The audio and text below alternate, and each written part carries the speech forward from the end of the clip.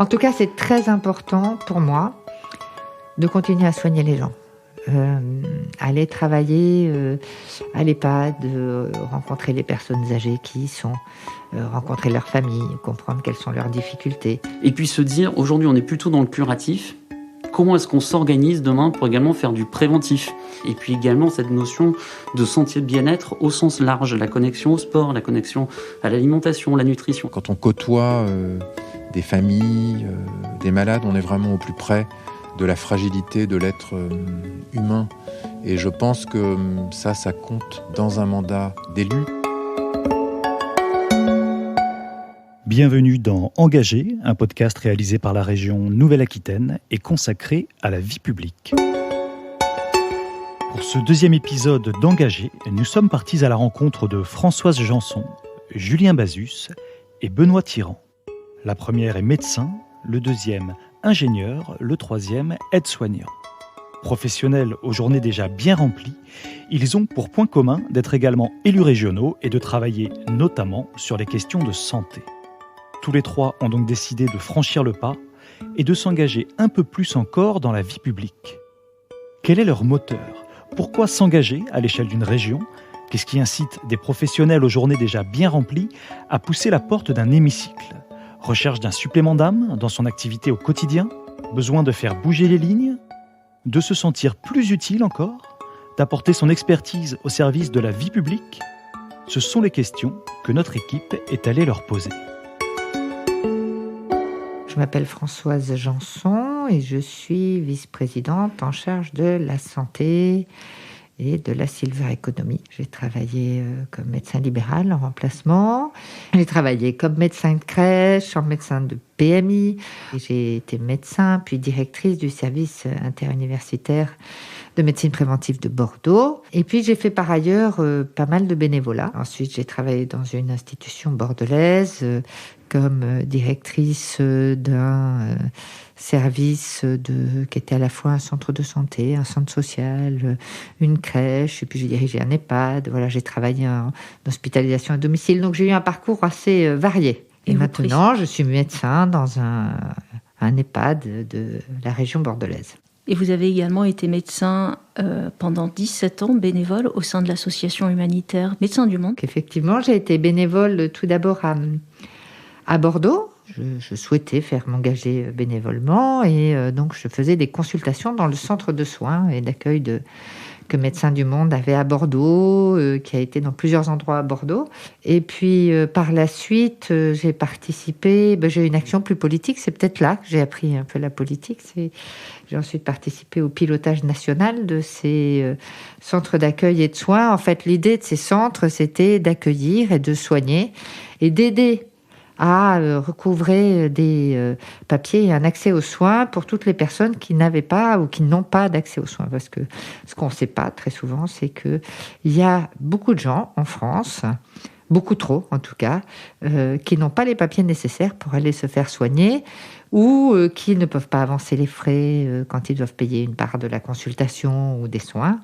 Et donc le travail de Médecins du Monde en France, c'est de recevoir ces personnes, de les soigner, 2, de les aider à avoir une couverture médicale, quelle qu'elle soit, et 3, de faire des plaidoyers et d'aller conseiller, agiter les ministères pour que l'accès aux droits soit modifié et qu'il soit facilité pour toutes les personnes qui n'ont pas d'accès aux droits et aux soins.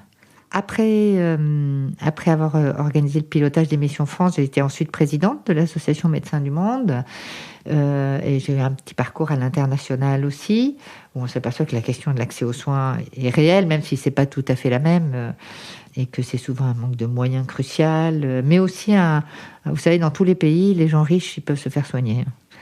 Et dans tous les pays, les gens pauvres et très pauvres, ils ont beaucoup de mal à se faire soigner. Et c'est là qu'effectivement, mon engagement, la compréhension de ce qu'était la politique, la compréhension de ce que peut faire le politique est certainement née.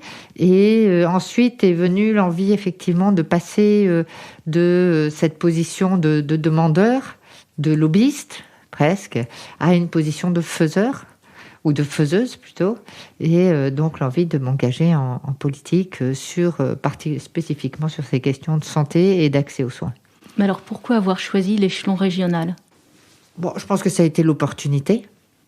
1, c'est l'opportunité. 2, vous savez, dans la santé, le seul politique finalement qui y est, c'est le ministre de la Santé. Les soins étant une compétence régalienne, il n'y a pas beaucoup de politiques qui travaillent sur la santé. Et travailler sur un territoire dans le domaine de la santé et sur un territoire qui soit quand même suffisamment large, c'est vrai que la région, c'est le bon endroit pour à la fois être en capacité de porter des politiques qui vont fonctionner et d'être quand même suffisamment près des gens pour pouvoir imaginer ces politiques et comprendre ce qui se passe. En fait, la santé est ce qu'on appelle une filière dans la région. C'est un drôle de mot. Mais en fait, quand on réfléchit à ce que c'est que la santé, c'est dans le domaine de la recherche, auquel on ne pense pas souvent. C'est pas loin, c'est entre 1/4 et 1/3 des financements que la région donne à la recherche. Dans le domaine des entreprises, on voit que 27% des startups qui naissent chaque année sont des startups dans le domaine de la santé. Ensuite, nous avons une compétence qui est la formation des paramédicaux, des professionnels paramédicaux et des professionnels sociaux. Et puis, il y a un énorme sujet qui est l'accès aux soins dans les territoires. Comment est-ce qu'on fait pour faciliter l'accès à un médecin, à une infirmière, à des professionnels de santé dans un territoire ? Et dernier sujet, mais un des plus importants aussi, bien qu'il soit moins connu, c'est toute la question de la prévention et de la santé-environnement. Comment est-ce que notre environnement impacte sur notre santé ? Et Dieu sait, tout le monde le sait, la question de la pollution, bien sûr, la question des pesticides, mais il faut savoir que la santé, elle dépend d'un certain nombre on appelle ça des indicateurs, ou plutôt un certain nombre de faits autour des personnes qui vont être la façon dont la personne est logée, la façon dont elle est formée, où est-ce qu'elle travaille, comment est son environnement. Et tout ça, ce sont des choses qui peuvent dépendre de la région et sur lesquelles nous pouvons avoir un impact. C'est-à-dire que les politiques de la région, elles impactent sur la santé. Et c'est pour ça que avoir une vice-présidence sur la santé, c'est important, parce qu'il faut qu'on impacte sur nos politiques pour qu'elles soient toutes bénéfiques pour la santé des Néo-Aquitains. Et à cette échelle, alors que les crises que l'on traverse sont plutôt mondiales, la région a vraiment son rôle à jouer ? Bien sûr, la région a son rôle à jouer. D'abord, il y a des spécificités. Il peut y avoir des spécificités régionales. On la connaît bien pour la pomiculture, on la connaît pour la viticulture. On a une région qui a un très grand littoral. On a une région d'eau, au pluriel, de fleuves, les 5 fleuves de la région. Donc la question de la qualité de tout cela, et en particulier de la qualité des eaux, sont des questions qui peuvent être très spécifiques. Et puis la région, c'est un endroit où on peut innover, où on peut expérimenter. Enfin, la région, c'est, je trouve, un endroit assez magnifique parce que c'est assez petit finalement pour connaître les gens. Et il y a vraiment des chercheurs passionnants, il y a des associations, des entreprises et des acteurs au quotidien. Alors on pense dans les entreprises à Ceva Santé Animale, on pense aux chercheurs qui cherchent sur l'eau ou sur la santé en général. On est une région dans laquelle on a des universités avec des chercheurs en santé qui sont de très très haut niveau. Donc c'est suffisamment prêt pour pouvoir faire travailler tous ces gens-là et pouvoir faire de l'innovation locale et pouvoir faire du bottom-up. Vous savez, si on attend que ce soit l'OMS qui nous dise comment faire, à mon avis, on peut attendre longtemps et on aura beaucoup plus de mal à l'appliquer. Je crois qu'il faut que ce soit vraiment dans les deux sens. Écoutez ce que nous disent les instances nationales et internationales, et puis nous créer ici sur le territoire. En matière de santé, est-ce que vous vous sentez plus utile en tant que médecin ou en tant qu'élu régional ? Bon, il n'y a pas de comparaison. En tout cas, c'est très important pour moi de continuer à soigner les gens. Aller travailler à l'EHPAD, rencontrer les personnes âgées qui y sont, rencontrer leurs familles, comprendre quelles sont leurs difficultés, comprendre la question de la difficulté du recrutement des professionnels. Ça a été essentiel dans mon travail. Et vous savez, quand vous arrivez le matin dans un EHPAD et qu'on vous dit, voilà, au lieu qu'il y ait 9 aides-soignantes, il n'y en a que 4 ou 5, parce qu'il y en a une qui est malade, etc. Vous comprenez très vite pourquoi les gens vous pressent et vous disent, mais on n'a pas assez de professionnels, comment on fait pour les former ? Et puis vous comprenez aussi les compétences qu'il faut. Voilà. Surtout, vous perdez papier, quoi. C'est essentiel. Donc, je ne sais pas s'il y en a un qui est plus important que l'autre. J'espère que mon mandat d'élu va être utile et qu'il est utile. Mais c'est très différent et surtout, ça se complète. Est-ce qu'il y a un thème qui vous tient à cœur et que vous voudriez vraiment défendre pendant cette mandature ? Moi, il y a un thème qui me tient à cœur. C'est pas forcément moi qui le défendrai, mais je le défendrai avec Marie-Laure Lafargue, avec qui je travaille, qui travaille sur qui est ce délégué sur la prévention, c'est la question de la santé des jeunes et la question de l'activité physique. Vous savez, sur un mandat, il me semble qu'il faut qu'on sache de temps en temps avoir des priorités et puis mener des choses jusqu'au bout. Donc j'ai un rêve, c'est que à la fin de ce mandat, chaque jeune fasse avec plaisir 1 heure d'activité par jour. Marcher, courir, monter des escaliers, jouer au ping-pong, faire une partie de balle, je ne sais pas. Parce que on sait que c'est une des meilleures préventions et même quelquefois un des meilleurs soins pour une bonne santé. C'est comme ça qu'on prévient les maladies chroniques, le diabète, l'hypertension. Alors, ça marche pas pour tout le monde, mais on sait que les jeunes ont beaucoup diminué leur activité physique au cours de ces dernières années. C'est des statistiques qui sont redoutables. Et on voit qu'au fur et à mesure, ils sont malades et ces maladies chroniques arrivent de plus en plus jeunes chez les gens. Moi, un de mes rêves, c'est ça. Et puis, quand on fait du sport, on se fait des copains, on travaille mieux après. Je crois que l'activité physique, je ne parle pas de sport, parce que le sport, on pense tout de suite à l'élite. L'activité physique, c'est pour tout le monde. C'est pour les filles, c'est pour ceux qui se trouvent plus gros que les autres, c'est pour ceux qui ont un handicap, c'est pour tout le monde, l'activité physique. Moi, ce serait un de mes rêves d'arriver à faire ça. Je suis Julien Bazus, j'arrive de Saint-Paul-et-Dax dans les Landes, je suis un Landais Capétout, j'ai 38 ans. Je suis un ingénieur de formation et j'étais directeur associé en fait d'un cabinet de conseil pour les entreprises jusqu'en juillet 2020 où je suis devenu le maire de Saint-Paul-et-Dax et vice-président de l'agglomération du Grand Dax. Je suis originaire des Landes. Du côté de ma mère, j'ai remonté la généalogie comme ceci. Ça fait plus de 3 siècles qu'on est sur le même territoire et j'arrive pas à remonter au-delà. Voilà une histoire de métayers, d'agriculteurs, les yeumeurs, comme on dit chez nous en Gascon, c'était ces gens-là qui allaient saigner les pins pour récupérer la sève. Comment est-ce qu'on passe finalement en fait d'une école d'ingénieur à un engagement politique ? C'est-à-dire qu'est-ce qui vous a donné le déclic ou l'envie de vous présenter, donc d'abord en tant que conseiller municipal ? C'est une forme de continuité, puisque j'ai toujours aimé m'engager pour la vie de la cité, la politique en fait, au sens étymologique grec du terme. Et puis donc en 2014, la tête de liste de Saint-Paul-et-Dax, un candidat qui m'a proposé de figurer sur sa liste. Et donc je me suis retrouvé élu d'opposition en fait pendant 6 ans. Et cette élection de 2020 était une continuité d'engagement en fait par rapport à ces 6 années d'opposition. Je crois que l'engagement régional, c'est une continuité en fait de l'engagement local, municipal, d'agglomération, avec une continuité là aussi dans les enjeux et pouvoir apporter des réponses plus globales à nos concitoyens.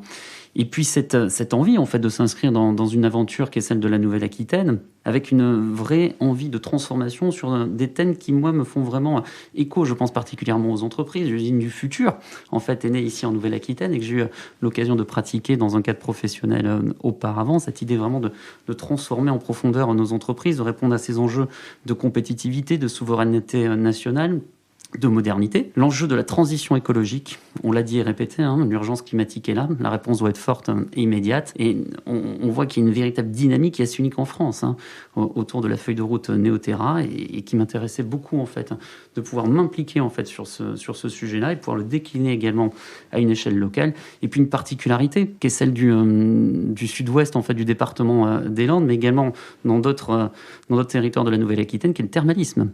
Je porte le sujet du thermalisme pour la région. On a de nombreux défis là aussi à le relever. Le premier, c'est quoi notre modèle thermal demain ? Quel type de population on adresse, quel est le format de cure, sa durée, les horaires, le mode de fonctionnement, etc., etc. Donc ça, c'est une première interrogation. Deuxième interrogation, et là aussi un défi majeur, c'est la connexion à Néoterra. Comment est-ce qu'on protège nos ressources, que ce soit en eau, en boue, en argile, et comment est-ce qu'on les restitue à la terre une fois qu'on les a utilisés? Là, il y aura une connexion très certainement intéressante avec One Health. Comment nos bâtiments aussi deviennent vertueux en termes de transition écologique, nos bâtiments thermaux. On a beaucoup d'enjeux autour de l'emploi, la formation.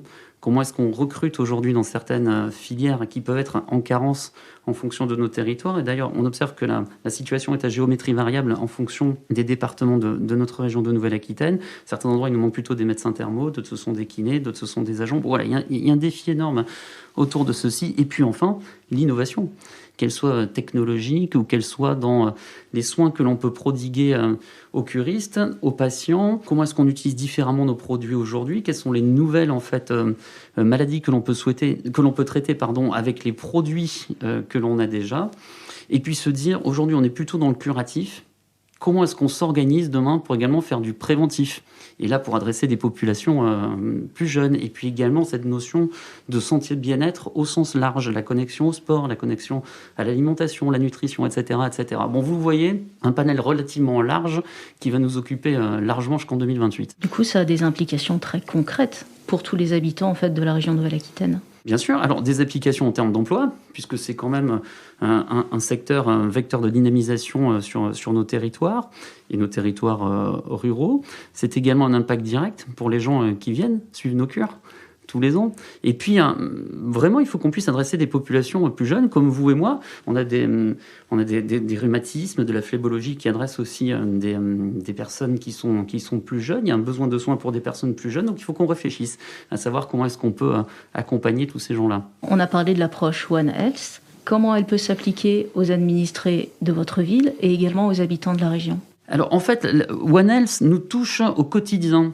sans qu'on s'en rende compte. C'est véritablement cette interpénétration qu'il y a dans le vivant, dans les organismes vivants, que ce soit les êtres humains, mais que ce soit aussi le monde animal ou végétal.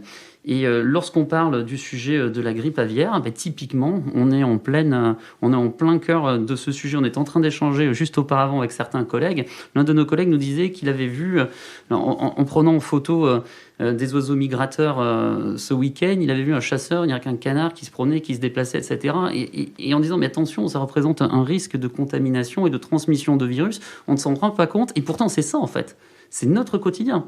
Donc, One Health nous touche vraiment en tous les instants. Si on devait l'expliquer à un usager, comment est-ce qu'on expliquerait en fait l'approche One Health? C'est vraiment ça, c'est quelle est l'interconnexion, l'interpénétration entre l'ensemble de cet écosystème vivant qui touche l'humain, l'animal et le végétal. Et au niveau régional, vous pensez en fait que la région a vraiment un rôle à jouer au niveau de la santé? Bien évidemment, la région est un échelon clé en termes de gestion sanitaire, de santé. On le voit au quotidien à travers ce que l'on suit en termes de formation, comment est-ce qu'on accompagne les acteurs de la santé au quotidien. La région Nouvelle-Aquitaine, en plus, met le paquet, pardon de le dire comme ça, mais sur ces sujets de santé. Je pense là aussi à la relocalisation des industries pharmaceutiques, où aujourd'hui c'est un groupe de 40 institutionnels, entreprises qui se regroupent, que ce soit les laboratoires pharmaceutiques, que ce soit des chercheurs, que ce soit des étudiants, école d'ingénieurs, le CHU de Bordeaux, pour pouvoir apporter une réponse, là aussi, de santé, à la hauteur des enjeux que nous traversons, notamment dans le cadre de cette crise, et pour faire en sorte qu'on puisse relocaliser de la production de principes actifs, de médicaments ici sur le territoire régional, et également faire preuve d'innovation en termes de recherche et de traitement pour l'avenir. Je suis Benoît Tirant, j'ai 43 ans, je suis aide-soignante dans un accueil de jour pour malades atteints de maladie d'Alzheimer et j'habite à Poitiers. Pour moi, le travail d'un élu, le mandat, c'est quelque chose de passager et avant tout, il y a une histoire de vie, une histoire professionnelle. L'engagement, vraiment, il est né quand j'étais adolescent. Il y avait eu un appel à projet, 1000 défis pour ma planète, pour mettre en avant la biodiversité localement. J'habitais dans un petit village, Roche-Prémarie, à proximité de Poitiers. Et en fait, la Maison pour tous locale, avec la commune, a répondu à cet appel à projet pour rénover le plus grand lavoir du département et pour y installer des aquariums avec des poissons d'eau douce de nos rivières, afin de préserver cette biodiversité, de la présenter au public.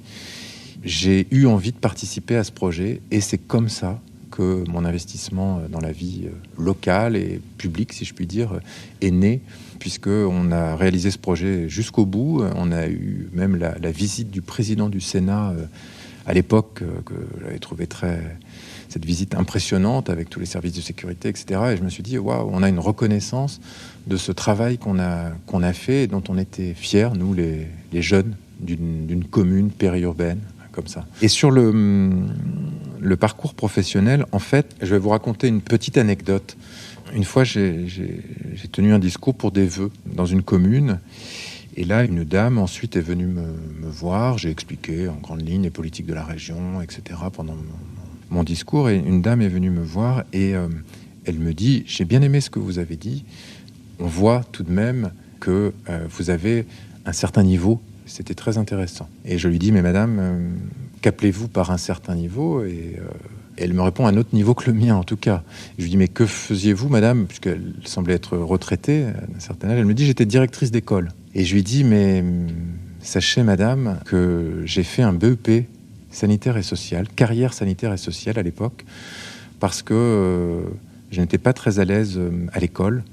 Et les matières qui me plaisaient se passaient plutôt bien, telles que le français, effectivement, l'expression orale, mais les matières telles que les mathématiques, etc., n'étaient pas mon fort. Et j'ai rapidement eu envie de devenir soignant, et la méthode la plus rapide et la plus simple, j'avais envie de travailler, était de devenir aide-soignant. Donc après un BEP sanitaire et social, on pouvait passer le concours d'entrée à l'école d'aide-soignant. C'est ce que j'ai fait, et je suis devenu aide-soignant. Et j'ai été touché par ce témoignage de cette femme qui pensait que j'appartenais à un certain rang, à un certain niveau. Alors je ne sais pas ce qu'on appelle un certain niveau, mais en tout cas, si on s'en tient aux classifications habituelles des aides-soignants, ils sont ce qu'on appelle en temps de Covid dans les premières lignes.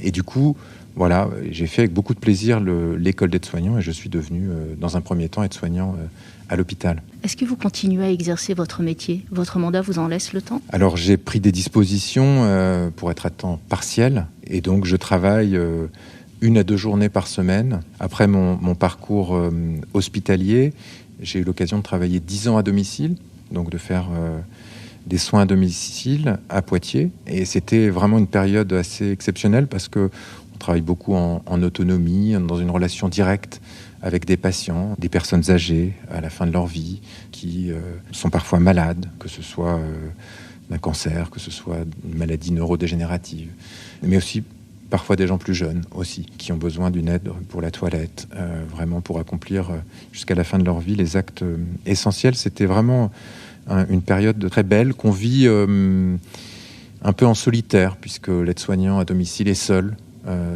face aux larmes des familles, face aux larmes d'un patient qui est au crépuscule de sa vie. Et ensuite, j'ai eu l'occasion, dans le cadre du plan Alzheimer, de faire une formation complémentaire pour devenir assistant de soins en gérontologie, et donc me consacrer plutôt à ces personnes qui ont des maladies neurodégénératives telles que la maladie d'Alzheimer, la maladie à corps de Lévy. Et donc la ville de Poitiers a ouvert un centre d'accueil de jour pour ces patients qui vivent chez eux. Et j'y travaille donc depuis maintenant quelques années. Je ne travaille plus qu'ici. Et donc oui, je continue à exercer ce métier. Ce sont des expériences humaines très très fortes. Comment est-ce que ça nourrit votre mandat d'élu ? Ce sont des expériences humaines très fortes, en permanence. C'est aussi la réalité, vous savez, dans le monde des élus, il y a parfois beaucoup de bienveillance. Alors, de bienveillance, on voit que sur les réseaux sociaux, c'est pas toujours le cas, mais en tout cas, dans la vraie vie, c'est très institutionnel. On représente le conseil régional, qui est quand même une grosse institution. Il y a beaucoup de codes, etc. Quand vous êtes avec les personnes atteintes de maladie d'Alzheimer, il n'y a plus de conseiller régional, il n'y a plus tous les codes qu'on connaît dans le cadre des fonctions d'élus. Donc ça, c'est quand même très intéressant. Et puis, il y a les collègues aussi, les collègues qui vous considèrent comme un collègue à part entière. Vous avez un chef, vous avez une chef, vous avez une sous-directrice, une surdirectrice. Enfin, c'est ce que connaît tout un chacun dans son travail. Et je crois que c'est important. C'est vraiment important de garder cette dimension. Après, oui, mon expérience, tout au fil de mon parcours professionnel, est importante dans ma relation à l'autre. Après, je crois que c'est notre personnalité aussi qui fait les choses. Soit on est bienveillant, soit on n'y est pas. Et quand on est soignant, je crois qu'il faut être de toute façon bienveillant. Et quand on est élu, on doit l'être aussi.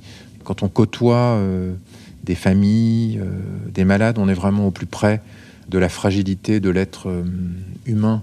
Et je pense que ça compte dans un mandat d'élu. Pourquoi avoir choisi l'échelon régional pour votre engagement politique ?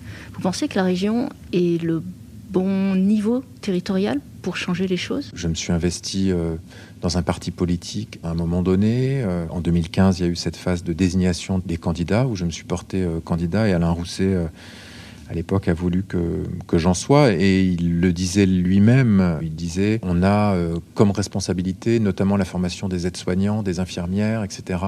Et il est important qu'on ait dans nos équipes des gens qui viennent de ces milieux-là et qui savent de quoi on parle. Et on a la chance, enfin j'ai la chance en tout cas, de travailler avec Françoise Janson, qui est la vice-présidente en charge de la santé. À ce titre, moi je siège en tant que conseiller régional localement dans les instances, notamment de formation paramédicale. Et puis je suis au sein de cette commission, effectivement, les dossiers de santé. Et c'est une chance pour moi de travailler avec Françoise Janson, puisqu'on a ce regard complémentaire, elle en tant que médecin, moi en tant qu'aide-soignant. Et c'est exactement comme ça que je vois la politique, c'est-à-dire que nous ne sommes pas des techniciens spécialisés en un domaine. Les agents de la région sont là justement pour nous aiguiller selon nos idées, nous dire ce qu'il est possible de faire ou pas.